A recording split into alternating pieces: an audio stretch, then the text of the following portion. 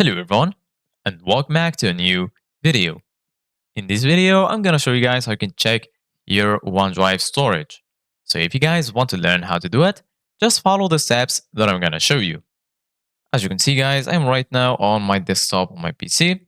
So the first thing that you need to do guys is go ahead and open File Explorer. If you don't find this here in your desktop, just go to the Start menu and then search for File Explorer.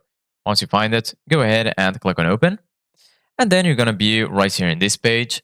So basically, guys, once you're here, as you can see here in the left, you're going to find all of the sections. Here, you're going to find home, gallery, and right here, you're going to find OneDrive. So basically, guys, right now, go to OneDrive and then right click on it. Then right here, as you can see, guys, you're going to find the option to copy it, expand it, open in a new tab, open a new window. And here, as you can see, guys, you're going to find the option to always keep on the device, free up space, and here you're going to find OneDrive. So go ahead and click on OneDrive, and then right here, you're going to find the option to view it online. Here, you're going to find settings. And lastly, right here, you're going to find folder color. So basically, guys, right now, go ahead and click on View Online, and then this will take you to this page. So basically, guys, here in the left, you're going to find all of the sections. Here, you're going to find My Files, Recent, Photos, Shared, and lastly here, you're going to find the Recycle bin.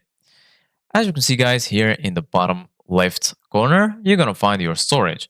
So right now, as you can see, guys, I only use 0.1 gigabytes of 5 gigabytes.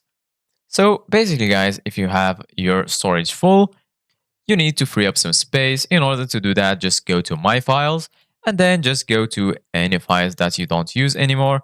And if you want to delete them, just select them and click on Delete.